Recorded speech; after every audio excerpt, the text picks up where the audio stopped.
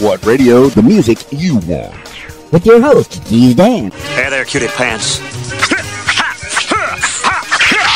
Am I as studly as the statue of David or what? RadioWhat.com. What's up, party people? It's Keys Dan with RadioWhat.com, DJLittleRock.com, coming to you live in a living color from the Radio What studios. And this is my podcast, What Makes You Famous. It's an extension of the RadioWhat.com internet radio station that I've been running for quite some time. And if you need DJ services, where do you go? DJLittleRock.com. Check availability and get a free price quote, and maybe you can have me at your next events. I like to party with the people. I like to play for the people. I like to be with the people at the best times in their lives. I get to be a part of the show. What an honor for me. No, seriously. No, let me break that down. Seriously, it's the best times in your life. It's your wedding. It's your kid's birthday. It's your 50th anniversary. And I get to be there. I get to be a part of it. I get to play for you. Play what you want me to play, and I get to be a part of that and see your smiling faces. Yeah. And I love my job. And I appreciate that I still get to do my job for you. Thank you. Thank you very much. Speaking of men doing a job, today on the program, I got Gavin Lee. Yes, I said Gavin Lee. Who's Gavin Lee? You're going to find out in the next few minutes in your ears right here on the program. This week's shows, this is the portion of the program where I put in this week's shows, what's going on, the public shows, the private shows. Well, guess what?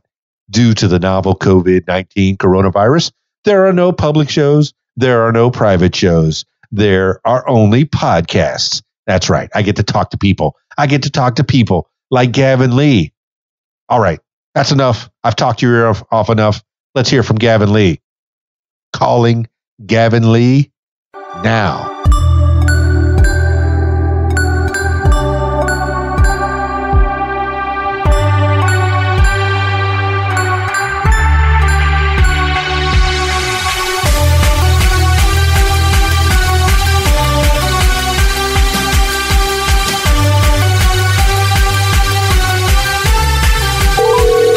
Hello?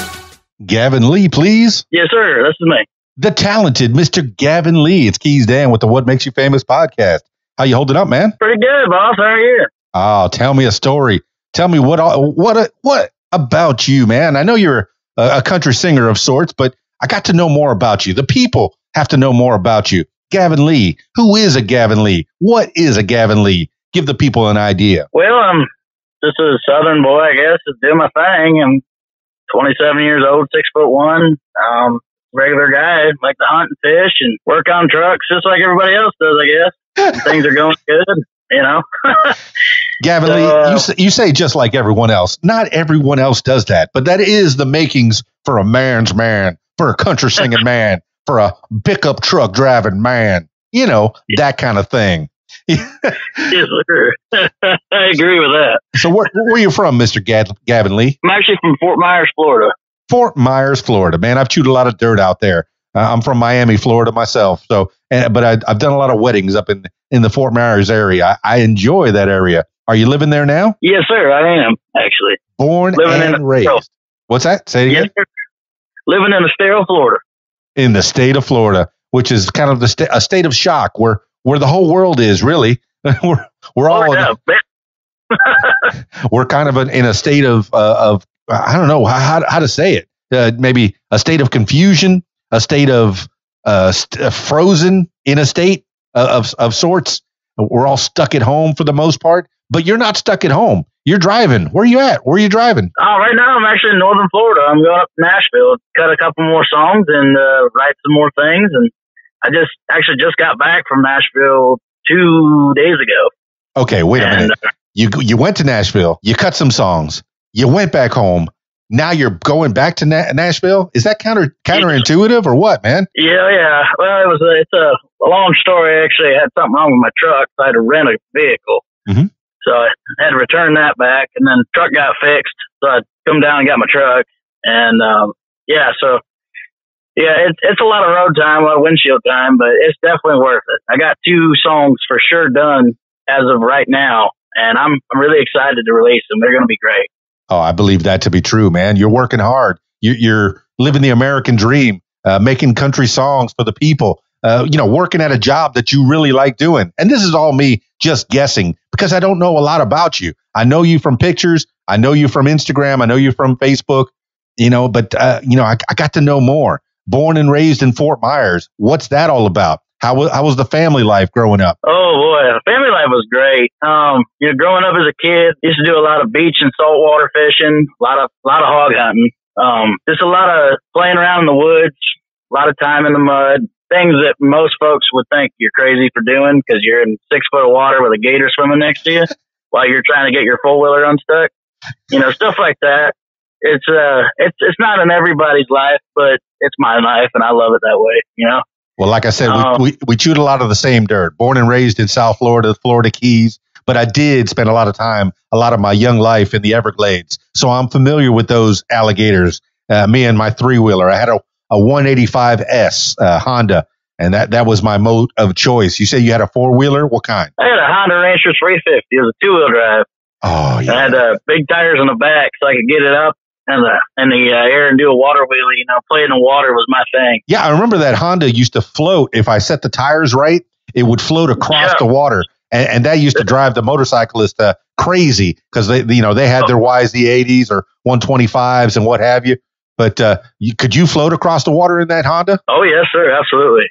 I had a four-wheel drive one, and it wouldn't float. It was too heavy. So I sold it and bought me a two-wheel drive one. And then that one floated. See, you got to have the right tires on it, too. And you got to set the level right. If you have them pumped up too hard, I think they would sink. But if you had it pumped just right, and of course, if you weren't a fat man like me, I mean, you had to, I'll be sinking. And if it goes below that tailpipe, forget about it. You're going to get that engine all shut down unless you put the gas on real good. Oh, got to get across that water. Yeah, I've spent a lot of time doing that. I had a big old snorkel on the top of my bike, and it was for the most part it worked. I made it myself, so things broke, but I fixed it. But yeah, you go in the water and you realize real quick something's not working right because it's not running anymore. So Gavin Lee's not bragging. He can fix things, man. He put a snorkel on all by himself.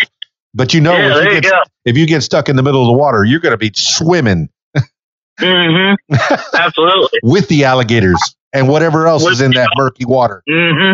Yikes. Yeah, born in that muddy water, and I love it, man. I wouldn't trade it for the world.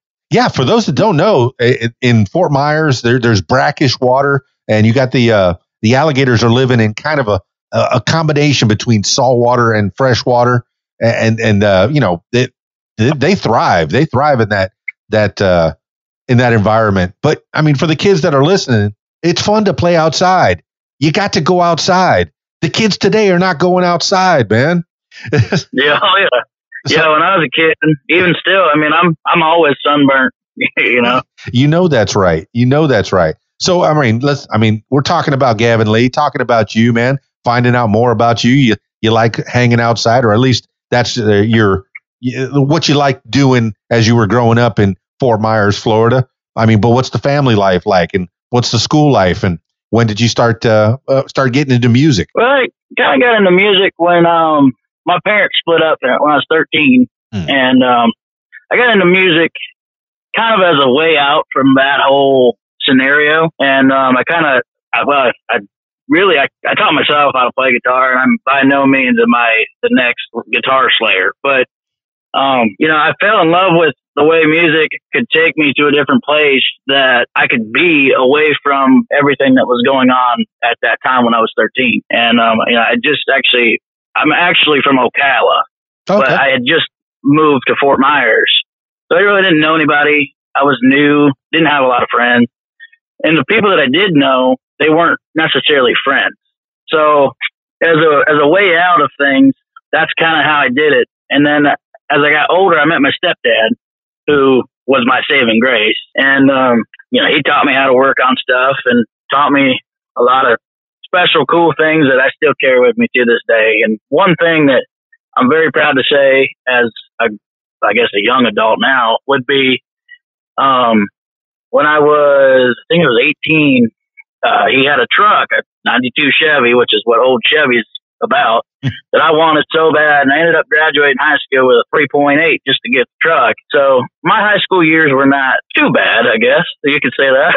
Yeah, that sounds great. New truck, so, but, I mean, like I said, by no means was this a brand new pickup. This is a 92 old beater, but I had to have it. So now I got it sitting in the storage unit. And I just looked at it today before I left. So, yeah, I mean, the high school life was fun. I met a lot of cool people, and some of them I'm still really close with, close friends. Whenever I'm home, we're either out fishing or hunting or trail riding, finding some kind of trail somewhere, just, playing around out there somewhere. And it's a Florida life, man. I mean, it's, sunshine paradise. Man, you're making me homesick. You're making me miss that sunshine and that ocean air. But one thing I took away from that story, you could say what you want about how your school life was, but you were goal oriented. When you had a goal to win that truck, you set your mind to it. You achieved that goal. That says a lot about you. Is that something that's part of your psyche, your person? Is that when you set a goal, you go do it? Yeah, I would mostly call it stubborn more than anything. Cause, my stepdad always told me all the time, you're throwing good money after bad. When I got that truck, I started fixing it up, and I never listened to him. Mm-hmm. So I put a lot of money in the truck, and, I had a goal for this truck, and I had a goal one day I was going to write a song about this truck, and I was going to do all this cool, fun, wild stuff with this truck. And I've done all of it, so I guess you could say that I was and still am very goal orientated. Well, did you end up writing that song about that truck? Oh, I did. Yes, sir. Old Chevy. Old Chevy. Hey, is that something we can find online? Yes, sir. Absolutely. You better believe it. Go look for it. Play it to your heart's content. Find it on Spotify. Get that man some pennies. So all right. So you got into music at an early age, at 13. You could have, with the situation going bad with your mom and dad, when they split up, you could have taken that and turned it into a sour thing. I know when my mom and dad split up, I was mad. I got real upset, and I didn't know what to do. I was a young man myself. So, I put myself into a trajectory to do something good, whereas, some people could have turned to a bad life, maybe into drugs or robbing people or what have you. But you turned to music, man. You used that pain and made creativity. So did you start writing songs right away at 13 years old? Well, no. I'm not very good at the writing, perhaps, I guess, if you want to call it the actual writing. Mm-hmm. I've got a really good hand in everything that I have right now. But a lot of the things that I've got out, I've either come up with the idea or I've come up with a few lines here and there. My brain doesn't exactly work that way. It's kind of like a Jason Aldean scenario where he doesn't really write any of his songs, mm-hmm. and but he's got great songs. And I'm a huge fan of Jason Aldean, and I've studied a lot about him as a person and how he kind of dug and clawed his way to where he's at now. And I'm right there with him as far as the writing goes. I'm a huge Skynyrd fan. And for me, the thing that made me really want to be doing what I'm doing now is I was actually in the front row of their concert when I was a sophomore in high school, I believe. And only concert I've ever been to, if you can believe that. And it was absolutely mind blowing. It was an awesome experience, and I would love to go see them again. And I know that some of these guys, they write their songs, and like Luke Combs, for example, he's very, very talented with the writing. Me, I'm more of I like to do the singing. I believe that to be true. I mean, and that's what songwriters are there for. Sometimes you got a good team, is a songwriter and then the singer, the performer. So that's a very symbiotic thing. Jason Aldean, I mean, I'm looking it up now. He's got some writers, including Georgia Line's Tyler Hubbard and Brian Kelly. So, oh my goodness, Jaron Boyer, Brett Beavers, Josh Thompson. He's got a lot of writers that write his songs as well. I mean, but who wrote your songs? Or, I mean, have you written some yourself and then Do you have a team? You could shout them out. Give credit where credit is due. Okay, yeah, I'd love to. I've actually got a team. You might remember her from the late 90s, early 2000s. Miss Cherie Austin. She's actually written a couple of my songs for me. She's very, very talented songwriter. And then Will Rambo, he's also, they're married, and they're great songwriters, great people. And if they are listening, I'd love to give y'all a shout out. I appreciate everything that they've done for me. Oh, yeah. Look at that, man. Cherie Austin. The Collar House song, Color Me You. Yes, sir. I got to look up some of her stuff, man. Yeah, she can sing. She's amazing. Well, fantastic. Very talented. Oh, she's Australian. Yes, sir. What? I like talking to Australians. I talked to a few on this podcast. So just the accent alone is gonna draw me in. And you say she's married to another talented man? Yes, sir. Will Rambo. He wrote a bunch of stuff for John Michael Montgomery, and I forget who else he was telling me, but he's very talented on guitar. And together, writing with them, and just being like, I'll be honest with you, I had no idea who she was until I went and looked her up. I was like, oh my goodness, I'm sitting across the table from someone that's a huge a musically talented person. And come to find out, I've got some friends that are like huge fans of her, and they just were mind blown that I was in the same room with her.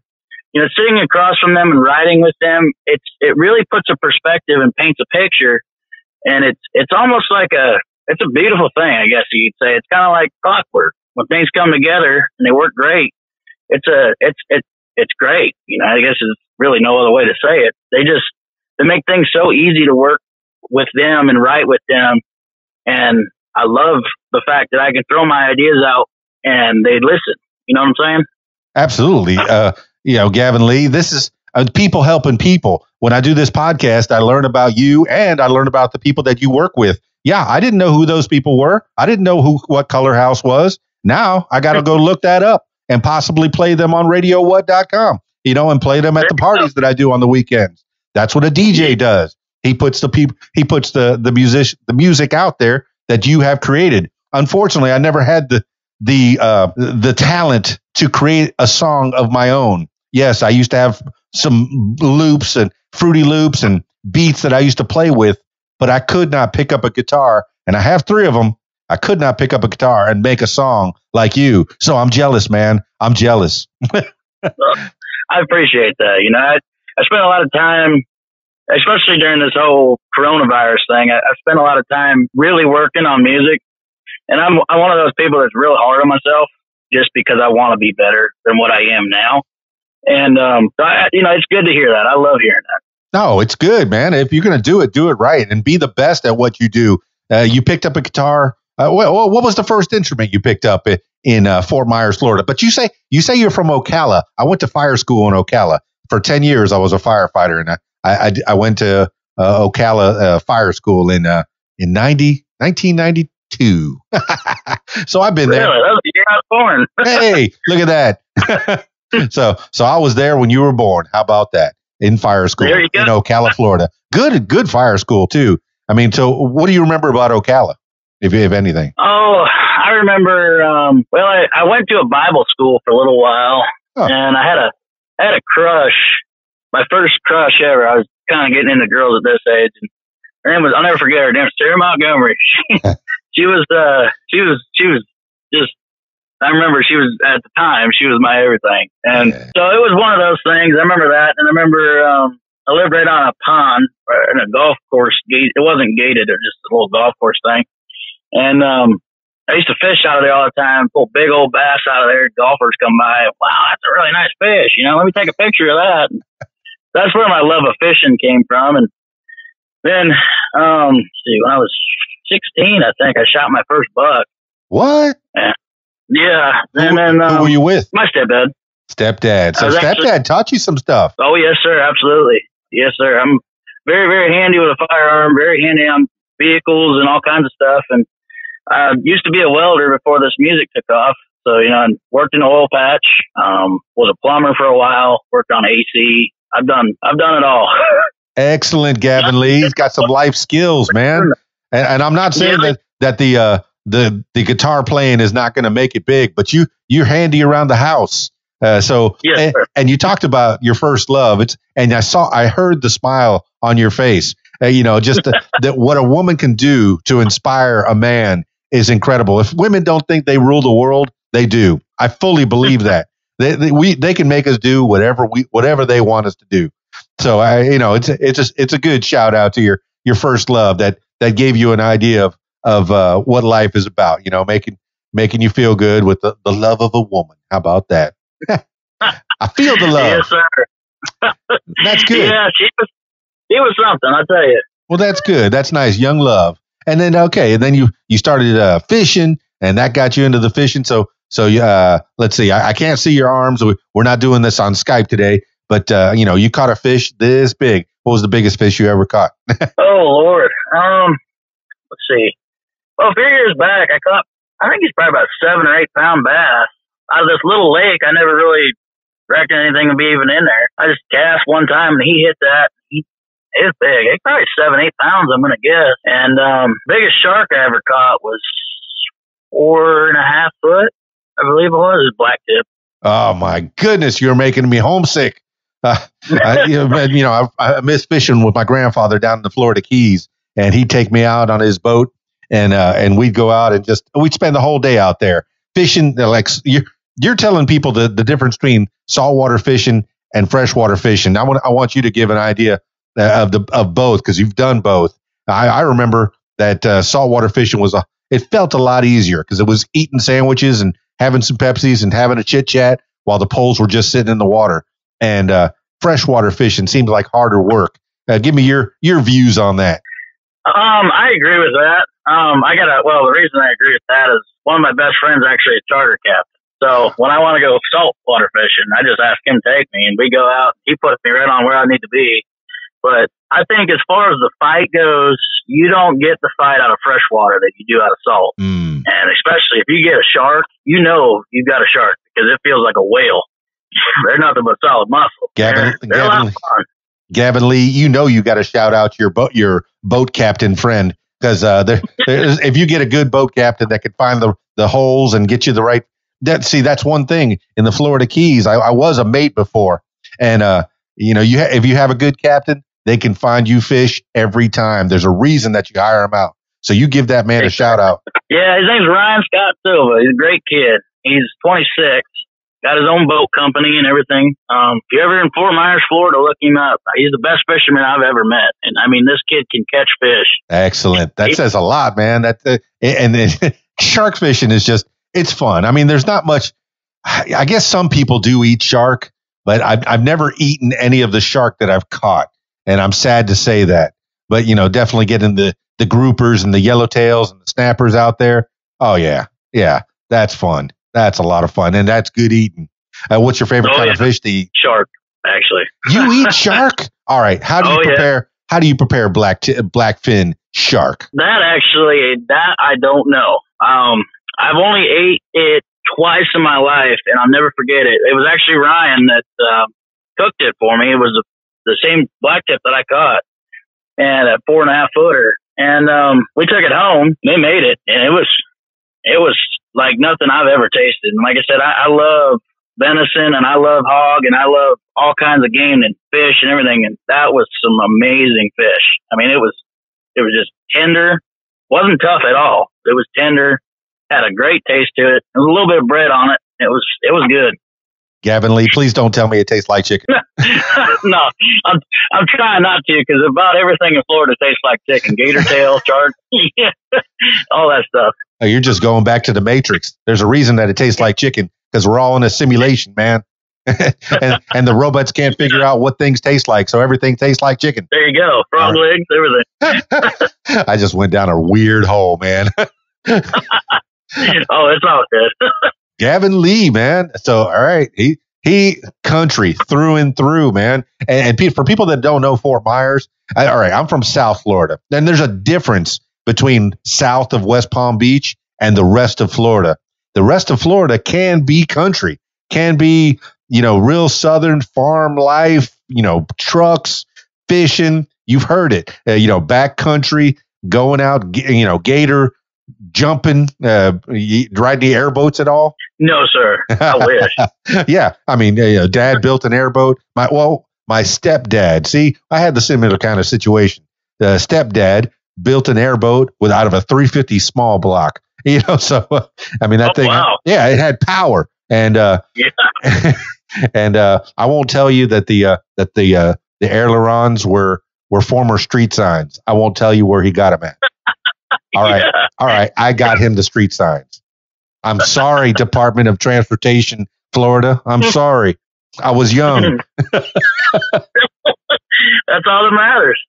I think I incriminated myself. I'm that 350 small block. That's what my Chevy. Obviously, I'm a big Chevy guy. So that's what that Chevrolet of mine's got in there, and I know how much power those things have. Yeah, I mean, but the thing about an airboat, you can't turn that propeller more than 3,000. I'm pulling this out of my head here. 3,000 seems to be the number. You can't spin that prop any faster than that, or else it starts backing up on you. So yeah, but I know the power of that 350 small block. You're a Chevy guy. So all right, so that concludes that story. I was going to ask you Chevy versus what, and you say no, Chevy, all Chevy. Chevrolet all the way. Is that what you're driving right now? Yes, sir. 2007 4-wheel drive Silverado. Let's see, how many miles is this? I think it's got 192,000. Good. Still running strong. Good gravy. Now you say it was broken down, but you didn't fix it this time. But you can fix it if you had to. Well, I could. I have this thing where sometimes I feel a little lazier than most. So it was a lot easier to take it to the dealership and have them work on it. You better believe it, man. I feel the same way. I know I can change oil, but to go to one of these oil fast change it, fix it things, they do a plenty good job, and they get rid of the oil for you. Yeah, I know how to work on cars. I had a Ford F-150. Okay, Lord. Yes, I know. Fix or repair daily, and that was my stepdad's vehicle. And I don't know if I worked as hard as you getting my grades up to get that truck, but somehow he passed it on to me, and it was it was a beater, but I loved it, man. It ran all up and down the Florida Keys. But the engine was small enough to where I can crawl in and fix it. So I learned how to fix cars on that F-150 for the most part. So, but yeah, I'm familiar, man, with pickups. I like pickups. They're not practical for a family man, though. For a single man, yeah, get yourself a pickup all day. Absolutely. Now, go ahead. I rented that new Jeep pickup, the Gladiator. Oh, never heard of it. Gonna have to check that out. Yeah, I'm actually very impressed with it. I'm looking at a couple of them. I mean, I don't have that kind of money, but man, it was a nice ride, you know. And it was 2020 4-wheel drive, and the top and everything comes off just like a regular Jeep. The only difference is it's got a bed in the back like a pickup. And going all over town, when I rented it, I don't know if anybody from Budget's listening. I certainly hope not. But we took the top and the doors off. We went and tried out the 4-wheel drive a little bit in sand, and it's a beast off road. I mean, yeah. I'm looking at it. I'm looking at it. I had a Jeep Cherokee. It was only a 2-wheel drive, but I used to have a whole lot of fun with that thing too. But I'm looking at this thing. It does look like a Jeep in the front with a little bed in the back. And don't worry. The Budget Rent-A-Car people know that when you drive them like you stole it. Yeah, exactly. All right. Very impressed with it. You know, it gets 30 miles a gallon. Well, that says some about Jeep. This portion of the podcast brought to you by Jeep Gladiator. Yeah. Most of the other part of the podcast was brought to you by Chevy. Chevy built tough. There you go. Like a rock. Like a rock. Okay, don't. No, I can't sing. I don't have the rights to that song. But we're talking to Gavin Lee, man. Still talking to you. Still finding out more about you. Digging into your psyche. What you think about things. I mean, so you got out of school. Well, I mean, what was the first instrument you picked up in school? Well, actually, it was just guitar pretty much my whole life. I'm when it comes to musical instruments, I'm not real good at playing like other things. The guitar, for whatever reason, I guess it just came natural. And there's a guy at my church when I was a kid that my parents we had to go to church. It was one of those things. And what church was it? Oh Lord. Well, I mean, what kind? Baptist or Catholic or just Christian? I don't go to church now, so I'm not real familiar with it. But, I understand. I'm just interested in what shaped you. I mean, was it a lot of music or people jumping up and down or what? Yeah, there was a lot of music there, and there was a guy, I can't remember his name, but he had a black guitar. For the life of me, I think it was an Ibanez. Mm-hmm. And I wanted to learn how to play so bad. I was just a kid, and I wanted to learn how to play that so bad. So I actually ended up asking him if he would teach me. And he did. He taught me a lot of things on that for a while. And I never really applied myself because it was a few years before my folks actually split up, and I was working on school, and I was a big baseball player and playing all kinds of sports, hockey and baseball, and ran cross country for a while. So I never really had the time to do anything with it. And then when I moved down here, I didn't play sports anymore. I was just tired of them. So I had all kinds of time other than homework, obviously. And bless my mother's heart. Thank God for her, because if it wasn't for her, I can't say I would have graduated. So that's what mamas do. They push you hard, man. You better graduate, boy. You're going to amount to nothing. Hey, what kind of Ibanez was that? What is that? Was it a acoustic or electric? It was actually both, acoustic, electric.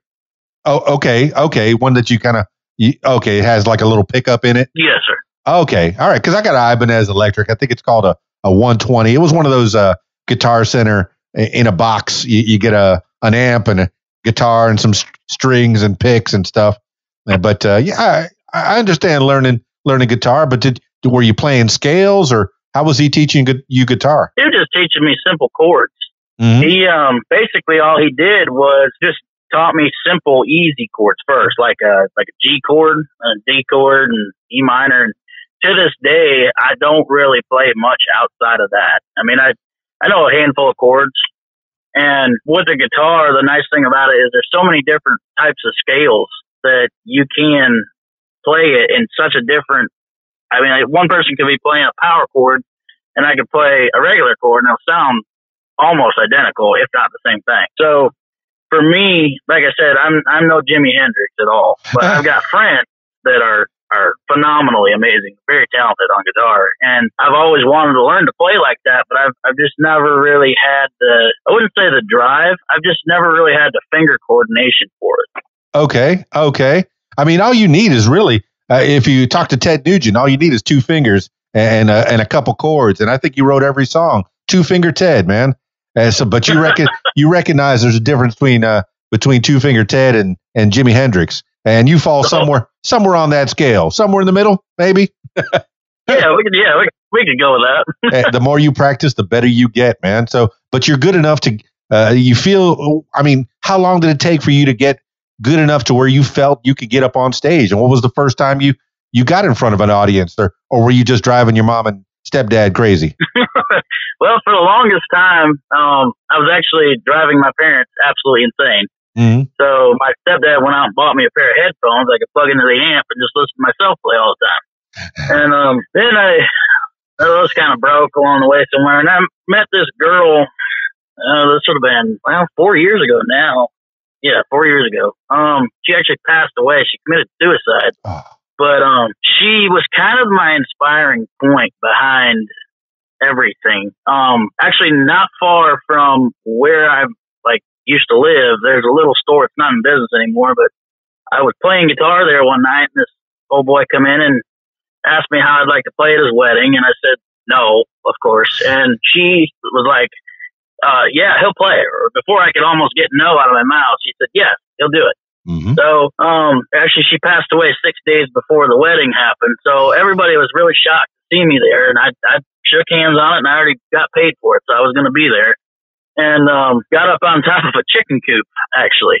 And this is how I met one of my other best friends that I've got, who's also a big fisherman. And I ended up getting on top of this chicken coop and playing for, I want to say 2 hours, if not longer than that. I played the whole reception, and it was great, man. I fell in love with it. In spite of everything that went on, and I had been through those previous days of my life, once again, I found music as a release to get away from what I was going through. See, it's amazing what that woman did to inspire you even after death. You know, she still gave you that inspiration to go out and play. I'm so sorry that she passed away, though. Shoot. Yeah, me too. It's rough. I mean, it was I actually wrote a song for her called "Only Show Me You." She actually jumped out of my truck while we were moving down the road, and I went through a lot with that whole scenario as I was 24. Yeah, and 23, I guess. But that night for me was kind of a blur. It wasn't something that I really remember that great, and so I was going through a lot. But every day I try to say thank you in the best way that I can to her for really giving me that little oomph of push that I needed. And I remember when I went to Nashville, Hurricane Irma was actually fixing to blow through. So I loaded up my truck and went to Nashville and sat up there nervous because my house was pretty much getting destroyed in the whole thing, and watched it on TV instead of being here. And I met a guy in outside of Nashville that I started working with, and we co-wrote all the songs I actually have out now. We co-wrote them together, and then I moved on from him and spent a lot of time in West Virginia, and that didn't work out. So then I went to who I'm with now, who I actually just started working with, and I'm thrilled, man. I'm excited. This is the first time in a long time I've been super excited about music and just willing to go at the drop of a hat, no matter what, win or lose type of thing. Gavin Lee, you're letting people know where your inspiration comes from pain, from good times and bad times. I don't even know what the other songs are, but I can see that the two low points in your life, music saved you. Music was therapeutic, and through that, you had the show go on. You gave those people a nice wedding. How about that? You told them you were going to be someplace, and you were someplace. You were where you said you were going to be. That says a lot about you, man. Yeah, I'm I'm one of those boys that, I shake your hand, look you in the eye. That's the truth. And, my word to me is a lot stronger of a bond than any piece of paper. And that's just how I was raised by my stepdad. He was the same way. He was an oilman. And those oil boys, we got to love them. Got to hate them, got to love them. And I worked in the oil patch a long time. There's some great guys out there. They don't get enough credit. Oh, it's hard work, man. I've met a lot of roughnecks, I guess is what some of them are called. And you can make a lot of money for a young man to go out and do some hard work, can pile up some cash, and then have something to invest in something else. Once your back starts breaking, your muscles start getting too achy, man. I mean, there you go. Is that something you did, or there's the other side. Some of them just blow it on Chevy trucks and other stuff, and that's one way to go too. I had quite the experience with the place I worked at. I was actually a welder for this company, and as a welder, I had certain capabilities, certain things that I was over certain people. So for a welder, for example, I was telling the roughnecks kind of what to do. I never actually did any of the heavy duty lifting and taking casing jacks and everything else off. I just welded pipe all day. That's hard enough, man. Yeah. I welded a few things. I worked at a fire extinguisher service, and I worked, fitting pipe and such. So yeah, you come home with black, dirty hands for sure. Oh yeah. Yeah, that and the burns. The burns was always a lot of fun. Oh yeah. Something and you can't get your boot off fast enough. Yeah, now you're making me think of when I worked at True Value in Key Largo, and I did I cut some pipe. Cutting bar. What is it? The metal that you use for buildings. You had to cut that stuff to size. I can't remember it. Oh well, I used an acetylene torch. So talk about burns. Sitting out there in the Florida sun with my shirt off, 20-something years old. And here you are, 20-something years old, getting your music on. Oh, man, but welding, shoot, that had to be hard work. Yeah, oh, yeah. Yeah, there's times where you flip your hood up, you're sitting inside of a tank or something, you flip your hood up and you just look around thinking, what am I doing here? But, other times, like I remember when I was a welder, I originally went to trade school to weld, and I ended up working various jobs. I did structural steel for a long time, and then I did pipe welding. And what else did I work? I worked at a GM plant for a little while in Michigan. But what? That's great. Yeah, but I mean, the welding wasn't the bad part of it. It was I'm sorry, I said that wrong. The welding was the bad part of it. I really got along with the guys I worked with. That's what made the day go by so much faster. Yeah. Well, that's the American dream, man. And you know what? That's another thing that I'm getting is guys don't have friends anymore. A lot of times, back in the 50s, you used to go out with your buddies after work, go grab a drink or go, shoot the breeze and talk with people. Nowadays, I don't think people do that so often, or at least I don't. Maybe I'm just projecting, but is that something that you used to do when you were doing the welding and working in the car company and that kind of stuff? Oh yeah.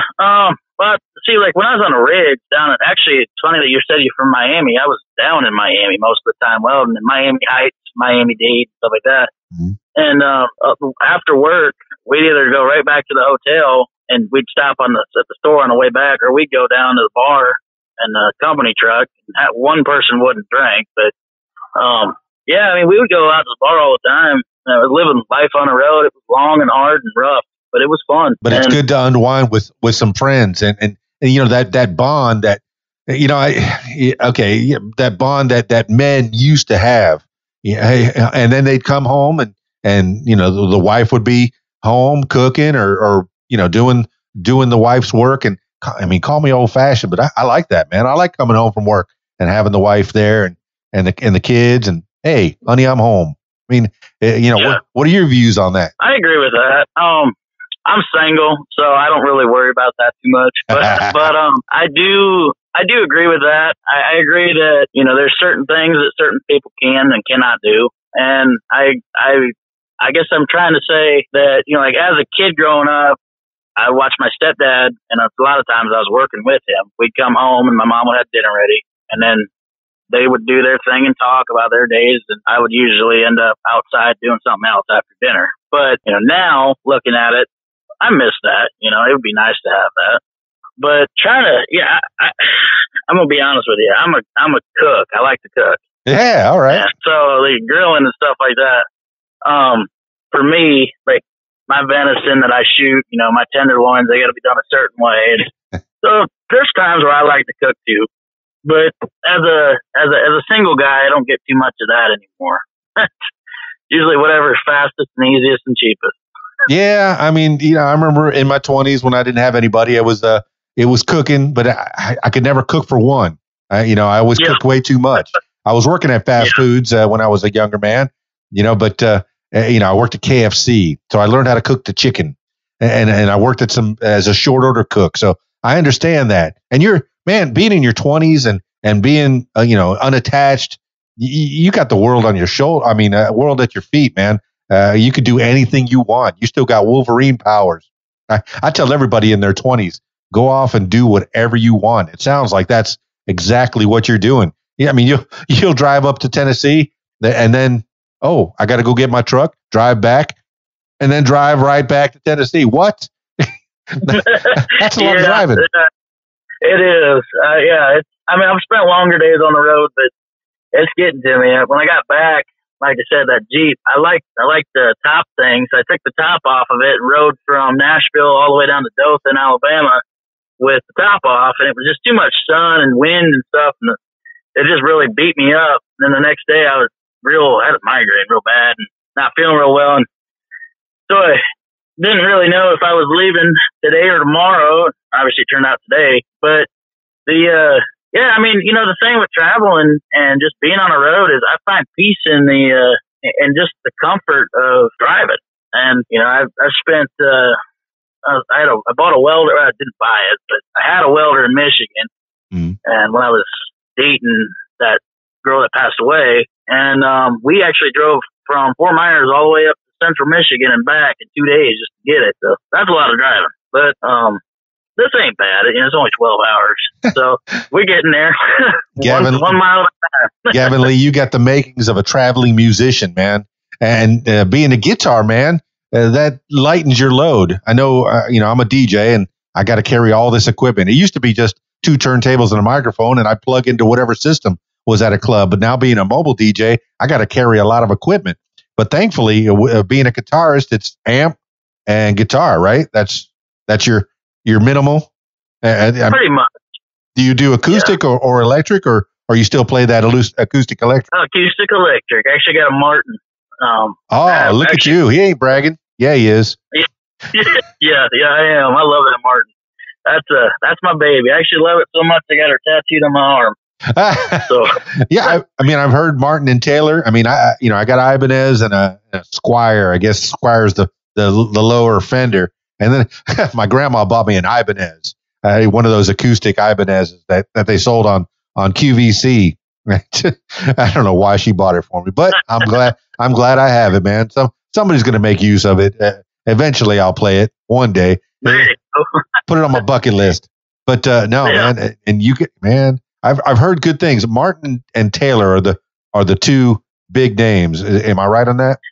Yeah, for the most part. You got Gibson too. Gibson's real big, and they make really fine guitars. But what I've been told is they're actually not real tough.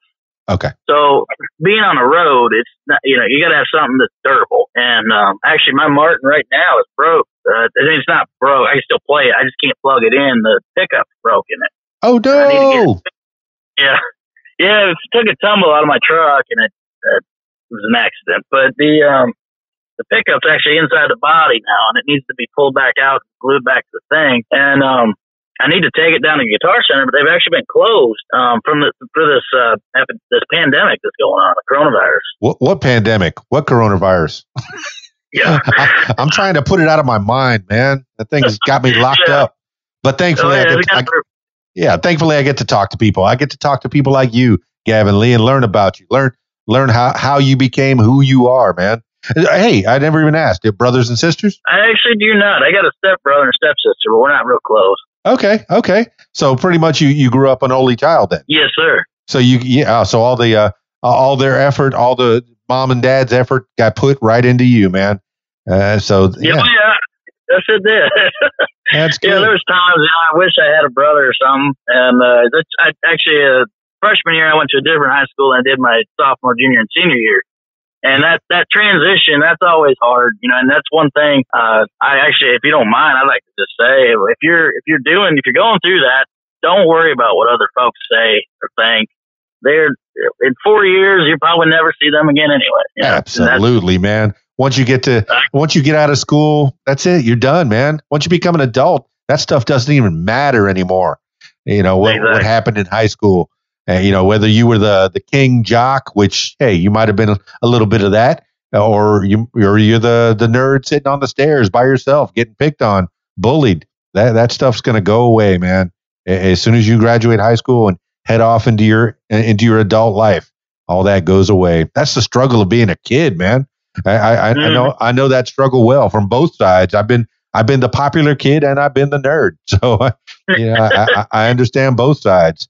I mean, where do you fall on that spectrum? And what can you, what kind of downfalls and ups and downs in high school did you deal with? I had. I was the kid that had the long hair. I had long hair, and I had. Usually, I had about 2 or 3 different girls I was talking to at one time, and I actually ended up settling down, kind of ish, with one who was my high school sweetheart. Dated her all through high school. She's a great girl. And ended up, once I graduated, I guess I didn't realize this, but looking back, I wasn't really a popular kid. I didn't hang out with the football people or whatever. And I wasn't really the book nerd smart guy. I was just kind of that kid that showed up and slept in class, That was me. It was an interesting time. I had a lot of support, obviously, on a home front. But in school, for me, like certain subjects didn't come easy for me. Like math, I'm atrocious at math. I'm awful at math. And history was my thing. It still is. I'm a big history buff. So obviously, certain grades for me were way higher than others. And math was one of those things where if I got a D, I was getting claps. Like, hey man, good job. But, history, I always got an A+. I love history, especially the Civil War times. Big into Civil War history and Civil War guns and, stuff like that. So I guess in certain subjects, you could probably call me the nerd, but other ones, I hated them to the point where I would have given anything to get out of that class. Very cool, Gavin Lee. I mean, to to use a sports term, you made the league minimum. You got out. You got out. You did it. And I give it up to those people that know math and science. Go save the world. Go do it. That's not for me. But to history, what did you learn from history? I mean, because people got to know history is important, because you'll make those same mistakes if you don't learn from others, right? Yeah, absolutely. That's exactly it. The history, they say, repeats itself. As a history buff, I'm big into the cowboy scene. Back in the 1800s, when things were really just not going great, and I've watched all these documentaries, and I've just learned so much over the years. And there's a video game that I'm absolutely in love with, and it's Red Dead Redemption 2, and I absolutely love that game. It's great. It takes place in 1899 at the turn of the century, and you're an outlaw in the game. And it's got the gunslinger thing and everything else, and it's just such a vast world that you would never see. I mean, you actually have a horse, and you can ride on a wagon and all this other stuff. And, you got to go. I think the reason I like it so much is because I can't get on my phone and send an email, or I can't get on the phone and do this or whatever. You actually got to go into town and talk to people and, interact with one another to send a mail or send a postcard, or you actually got to write it out on a letter. It's old fashioned. That's cool to me. The Civil War to me was not about race and everything else, but it's about the actual events that conspired. And, I had an opportunity at the Fort Myers Gun Show last year or 2 years ago to buy 2 Griswold and Gunnarsons, which was a Southern pistol. And I actually passed it up, put a scope on my deer rifle, but then I really wish I wouldn't have done that. But yeah, I mean, the little facts that go into it, like the South used brass instead of steel because they didn't have the steel supplies that the North had, and stuff like that. History for me, I mean, we could be talking about history all night. That's just how much of a history buff I actually am. But, it's just that era. I mean, the World War II, and Omaha Beach invasions, stuff like that, this fascinates me. I don't really know why, but it does. Man, I just looked up that Griswold and Gunnarson pistol. That 36 caliber 1851 Colt Navy revolver with the gold plate on the just underneath the where the trigger's at, and the wooden handle. Oh, what a beautiful weapon! I just saw. Yeah. Okay, talk about revisionist history. I saw Django Unchained recently. That's a rough movie. Yesterday. Oh my goodness! Yeah, like 2 days ago. I never seen it before, and what a rough movie. But certainly, I mean, revisionist history. Yeah, quite a bit. But oh my goodness, they had that similar type of weapon. I think Tarantino definitely enjoyed exploring the costuming and tried to make it as authentic as possible.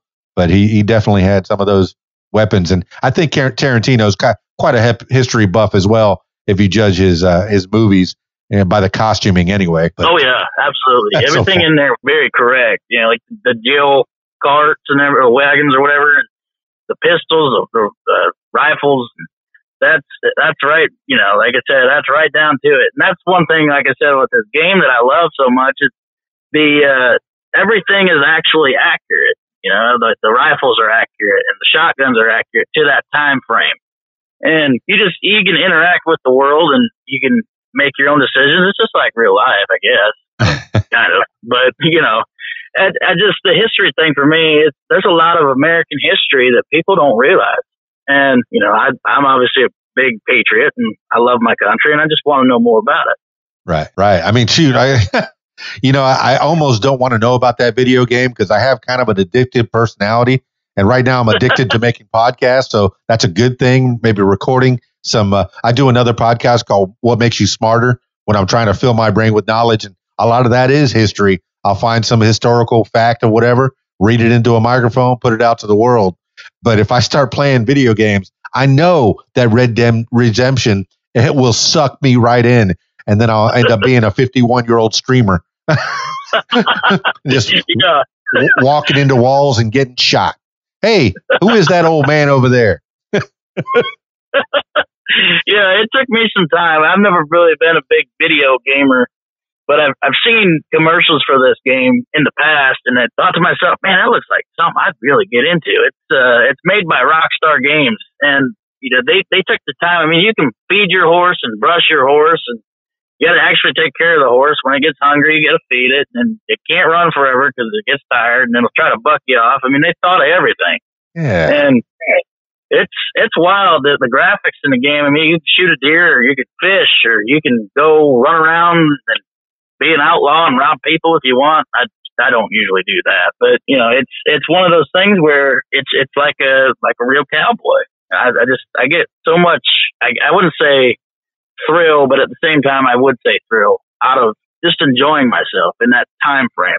Yeah, it sounds like it kind of puts you in there, puts you in that game. Have you ever played a virtual reality game by any chance? As a kid, I think the Sims is a virtual. That's kind of the same thing, isn't it? No, I mean the one that you kind of put your glasses on and you kind of get thrown into this world. I know that we're on the basics of the virtual reality, like one of those Octus, where they put you put the glasses on and it kind of puts you in this virtual world. Yeah, I've done a little bit of that, not much. I get a little scared when things like zombies or whatever coming right at me.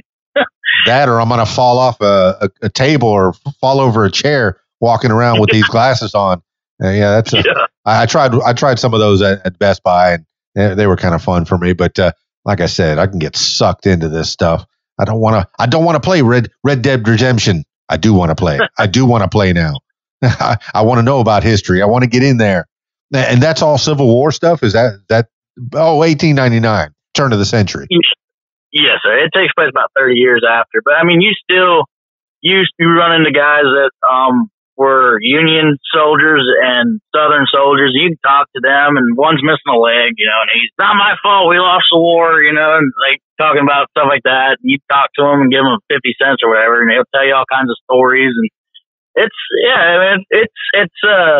what I say, 30, 35 years or so after the Civil War. But even then, if you think about it, still, that's not, it's not like it is today. We're 200 and some years past that. But just the basic history background, I guess you could say, of like the clothing and, things they would say, how they would talk, their dialogue is all based off of that turn of the century thing. Excellent, man. Excellent. It's good to learn history. Yeah, good to learn from the mistakes of others. You can't live long enough to make them yourself. I can't remember who said that. I feel like it was Lincoln. It probably wasn't. But that's one of my favorite quotes, that I need to know who did the quote, though. I'm going to look it up. I'm going to look it up real soon. All right, man. Gavin Lee. Okay, you're going from Fort Myers to Nashville, Tennessee. You say you made some music, some songs over the last week? Yes, sir. I got 2 new ones. Okay. How many songs do you have on your Spotify or out there in the world for people to listen to? I think right now I got 6. Cool. And who wrote these songs? I co-wrote a lot of them. I got one out right now. This actually was released a few months back. It's called Dixie Dreamin'. Look at you. Yeah. And a lot of the like the first line anyways, and the second line, it's actually true. It's things I was doing as I was growing up. Like catfishing, we used to go catfishing with our bare hands, not noodling, but just regular fish be swimming along and you grab them with your bare hands, see who could get the most, or, cooking out on a smoker. I made a little smoker that I had. Just, hanging out, doing what kids do. That is pretty cool, man. From your experiences, you're making music for the world. And we're on the ground floor just learning about you, Gavin Lee. You can only go up from here, man. And I see nothing but great things. How do people get a hold of you? I already found your YouTube, so I'm subscribing now. Oh, well, I appreciate that. Thank you. No problem. You got one more subscriber. I encourage everyone to subscribe. Look it up on Gavin Lee Music. Where else do they find you? You can find me on Facebook at Gavin Lee Music, or Instagram, which is at Gavin Lee Music. And I got a website, and I believe that's gavinlee.com. I've only been there once, but yeah, I'm not real tech savvy when it comes to stuff like that. But I think you've pretty well branded Gavin Lee Music, because it's gavinleemusic.com. Okay, perfect. There you go. Yeah, so it's all Gavin Lee Music. Look it up. Yes, sir. That's it. And I see you got Dixie Dreamin' out there. Watch it now. Oh, I'm watching it now. Look at you. Okay, the video. Who did the video? Good friend of mine named Lance Goodman. He actually does all of my stuff, along with George Strait and who else was he working with the other day? Can't remember who. He just did a big video for George Strait. He did a big video for Gavin Lee, man. That thing's amazing. Yeah, he done all mine. Oh, he put girls in the video. Oh yeah. He put a girl in the country song. Yeah, he did Gone Fishing. Gone Fishing was a lot of fun, man. That was it was a hot day that day, and just outside of Nashville, we was down there partying on the lake. It was a good time. Where's that bridge, man? I need to find that bridge. That's actually in Nashville. No just kidding. outside of Nashville. Yeah, that's a old railroad track. Man, I like bridges. Gold Coast Railroad used to go down to the Florida Keys, and I know that U.S. Highway 1 pretty much took over where the railroad was. But if you go to Bay of Honda Beach in the Florida Keys, like in the Middle Keys, you'll still see a lot of where the railroad was. You can kind of explore there. So kids, go out there, explore some old train tracks. Now get off the fresh ones, though, man. You get hit by a train. Don't get hit by a train. No, but that looks amazing, man. I like trains a lot, and that video looks great too. Look at you with your 4-wheelers and your 3-wheelers and your trucks. It's a country song. Flinging mud. All right, my man. So how far away from Nashville are you right now? I am about 8 hours. 8 hours. What are you going to do? How many stops do you make? You're driving all by yourself, right? Yes, sir. And we're driving straight through. We're only stopping for gas. That's right. Gas and a little bit of food. And shoot, thankfully now the gas is only not even $1 some places. It's pretty cheap to drive around, but you can't go nowhere because we're locked in. All right, I guess we can go through how you're spending your quarantine time. In the currently May of 2020, we got this novel COVID-19 coronavirus. But I see you're. I mean, are you staying away from people, or what do you think of all this? I think I'll be honest with you. I think it's a little bit of an overreaction. I think for certain people, the older generation, or even like my nieces who are 3 and 5, I think folks like them should stay indoors and, obviously stay safe. But I tried it for about a week and I was going crazy. I had to get out of the house. Mm. And, so there's only so much time you can sit around and play music before you got to get away from it for a little while. And for me, I've got my hunting buddies and my fishing buddies, and in Florida, we're allowed to do that. So I would go fishing or I'd go hunting and obviously, stop along somewhere and get beer or whatever and just make a day out of it. But, the thing with this whole coronavirus is I truthfully believe that I had it back in like November. I think a lot of people are like you, man. They feel the same way, but continue. I was really sick. I had a fever and I was working at the time. I was actually working at a quick change oil place. And, I had a fever of like 102 or 103, sick, and I had a cough that just hung around for weeks, it seemed, just drug on. And I'm fine. I'm still here. I don't know for a fact that that's what it was, but I do strongly believe, my personal opinion, that's probably what it was. Well, thankfully, you're a 27-year-old, very strong man. My favorite coronavirus joke, and yes, comedy. That's how we cope with things. My favorite coronavirus joke. Hey, did you hear the one about coronavirus? You probably won't get it. Yeah, I agree with that. I don't know anybody that's actually ever had it. Yeah, I think that was it Switzerland has it probably right, where they got the old folks and the sick folks. Hey, stay home. The rest of us, get to work. Get back to work. Live your life. Yeah. Keep that economy going. All right, my man. Well, I think we got a little bit of an idea of who you are and how you got to where you are and what's coming soon. I mean, this is where you are right now, but what's on the horizon once we break out of this coronavirus thing? What's next on Gavin Lee's plate? Oh man, I got some big songs coming out. I got 2 right now, and then I'm going up there to actually write another 2 and put a rough track on them, along with cut the vocal for these last 2 that I just wrote and the actual keeper vocal. And I'm really excited about both of them. I'm in love with the one. It's called American Crazy, and it's I'm excited for it to hit. I'm really looking forward to it. And after those 4 songs, we'll probably just keep doing what we're doing until something basically sticks to the wall. Well, I think about all the country songs over the last few years, and I do believe that American and Crazy are words that were in those songs. So I think you got the title right, and I look forward to hearing that song, man. And yeah, I look for. It'll be a good one. Yeah, I haven't had the chance to listen to too much. I here and there, I listen to a little bit of your music, but I'm going to spend the day tomorrow with Gavin Lee Music, and hopefully I can get a hold of some of those tracks and put them on RadioWhat.com and send them out to the world. And what's the response? I mean, you have them out there on Spotify and such? Oh, yes, sir. I've got, well, not currently. I don't know what it is currently, but Spotify sends out a yearly up-to-date thing. And I had, for my first year, I believe it was 801,000 streamers or listeners or something like that. Put them on your list. Do it right now. You could pause the podcast right now. Put Gavin Lee Music on your list, on your Spotify list. Get that man a few extra pennies.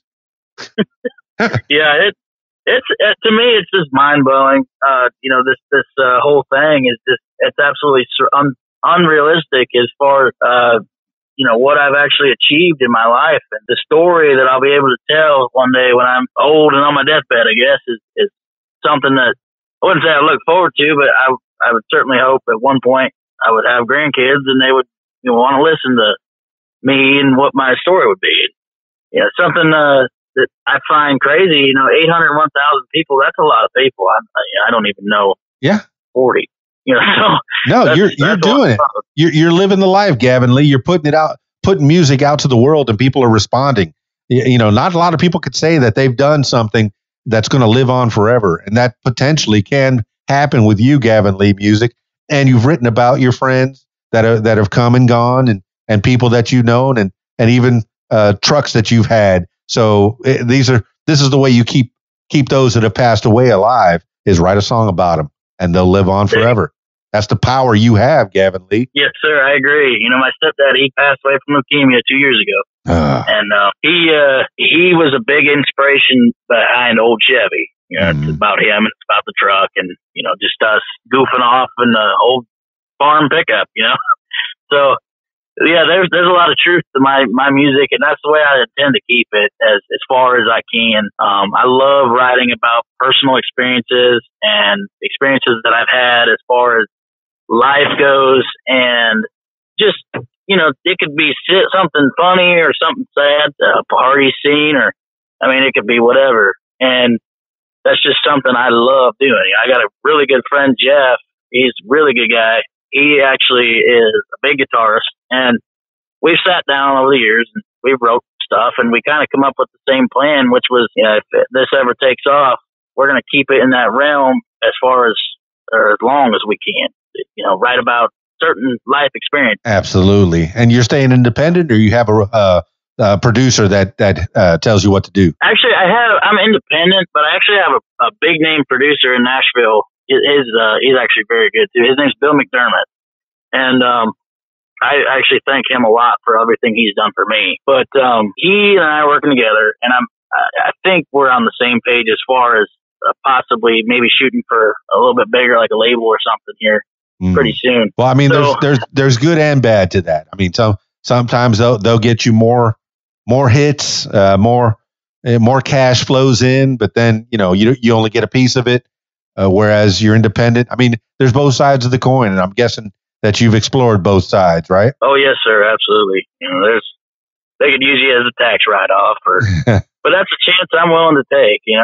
This is my dream. I want to be like Leonard Skinner, I guess, that day I was in the front row. I want to be legendary. There wasn't a lighter when Freebird came on. There wasn't a person in there that didn't have a lighter. I want that to be me, I'm so happy you're living your dreams, man. It sounds like you're right where you need to be right now, Gavin Lee. And I appreciate you being on the What Makes You Famous podcast and telling your story to the listeners. And hopefully, I got you a few more fans. Some people will go out there and find out more about you. I encourage everybody, go right now. Now, usually I finish these things off with last words for the people. And I give Gavin Lee, you can say some words that you live by, something that you heard in the past that sticks in your head, or maybe just something that pops into your head right now? Gavin Lee, with last words for the people. I'd just like to thank my fans that I do have, and if anybody else, added me or started listening, I really appreciate that opportunity for me to sing to you. To me, that means a lot. And I guess one thing that I really want to say is I want to thank my mom for everything she's done for me. She's really been there for me a lot, especially over these last couple of years with her being a new widow. It's not been easy for either one of us. So if she's listening, I'm sure she probably is somewhere. Just want to say thank you for that. And to all my friends that put their backbone into me, I guess, as a way of supporting me and pushing me when I thought I couldn't go any farther. Thank them as well. That means a lot to me.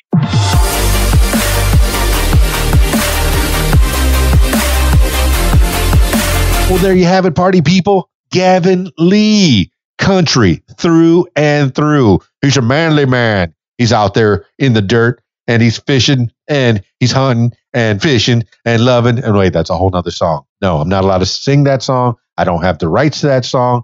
He's pickup truck loving, Chevy trucks exclusively. Probably get a Chevy deal real soon, I imagine. Gavin Lee, sponsored by Chevy Trucks. I could see it. It sounds good. It's got a good ring to it. All right. I put it out there to the ether. I put it out to the internet. Let's see if it all comes true. All right, my man. Gavin Lee, thanks so much for coming on the program. What makes you famous? I encourage you to keep on doing what you're doing, putting that music out there, inspiring people, and writing songs that keep people alive forever and ever. Yeah. That's what you do. That's the power of a musician. That's a power of a songwriter. That's a power what music can do for you. Fantastic. All right. If you want to tell your story, you don't have to be a musician. Whatever you do, whoever you are, you have a story. If you'd like to tell your story, I encourage you to give me a call at 501-470-6386 or email info@radiowhat.com. That's it for me. It's Keys Dan, radiowhat.com, djlittlerock.com. Peace. I'm out of here. If you like what you hear, follow What Makes You Famous social media. Use the hashtag What Makes You Famous. Follow on Facebook at What Makes You Famous. Follow on Instagram at What Makes You Famous. Follow on Twitter at Makes Famous. And follow on YouTube at Keys Dan. Leave What Makes You Famous podcast a review and subscribe. Listen to What Makes You Famous podcast on Podbean, iTunes, YouTube, Stitcher, Google Podcasts, and Spotify, and almost anywhere you find podcasts. Tell your story on my podcast, What Makes You Famous. Call 501-470-6386 and leave a message to set up a time. You can support What Makes You Famous using the PayPal link, paypal.me/KeysDan. Email info@radiowhat.com. What Makes You Famous podcast is a production of Keys Dan Enterprises Incorporated at keysdan.com. Thank you for listening. Radio What? The music you want with some great quotes. Writing gives you the illusion of control, and then you realize it's just an illusion, that people are going to bring their own stuff into it. David Sedaris. The music you want. RadioWhat.com. Tweet, yo. Follow Radio What on Twitter at Radio What Twit. Tweet, yo.